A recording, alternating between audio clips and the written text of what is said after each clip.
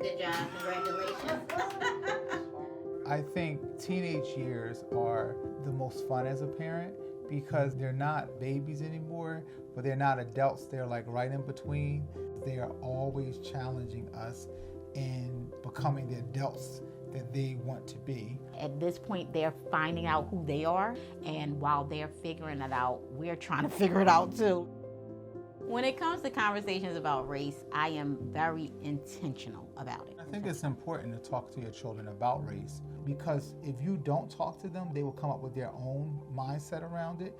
I've been very intentional about talking about how their level of Black excellence needs to look.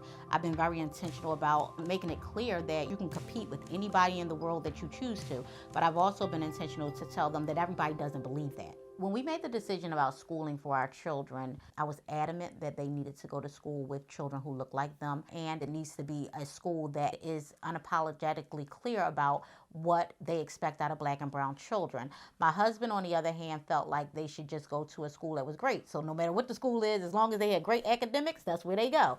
I'm a little over the top. My grandfather, he only had a 4th grade education, but he was the smartest man I knew. He taught himself how to read. He could talk about politics. I could not come home without hearing about education.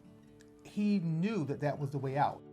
And what we decided was that they would go to a school in North Philadelphia for their primary years up into 8th grade, and then we would revisit for high school or for secondary. And so for high school, my son chose an independent private school, and I was absolutely afraid. And so we went and we sat down with the head of school, and he said, "Do you have any questions for us?" I said, "The only question I have is, what do you do about race?" I said, "What do you do about racism? What do you have here that shows us that diversity matters?" And he was authentic in the moment, Yeah. and he said that there has been some things, some incidents. He said, "I'm not going to lie to you." He said, "However, we have dealt with them immediately, and we will not tolerate it." I just felt like a big weight was off of me because he acknowledged it.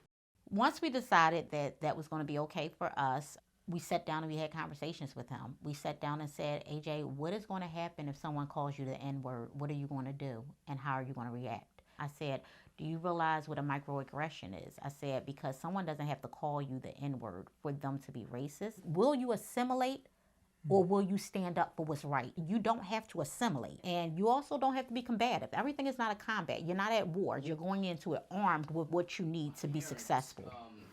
Y'all helped me to know myself as well. So one day, a situation happened with Alphonso Jr. in which he texted us saying, "Mom and Dad, I don't need you to do anything about this. I've already handled it." He was out with his English 1 teacher out in the courtyard. And on the way back in, the teacher stopped him and another African-American boy and asked him to wait back. And she said to him that, "I wanted to hold you two back because we're about to read a novel. And in the novel, the N-word is used consistently. And I want you to be prepared for that. Maybe read it ahead of time." And he paused and looked back at her and said, "Well, why did you hold us back? When you should have been talking to the cohort of children that walked up ahead, because they're the ones that need to understand about the N-word, not me." I mean, I pulled over to the side of the road. I was so proud of him because he understood how to handle himself in a respectful manner with an adult, but he also was intentional about the fact that you need to think about this again. For me, that was the moment. I looked at my husband that night and I said, "He's ready. He's going to be okay."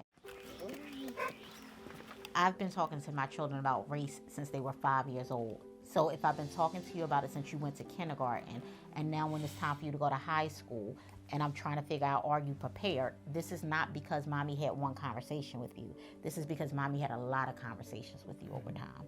And so I think that it matters.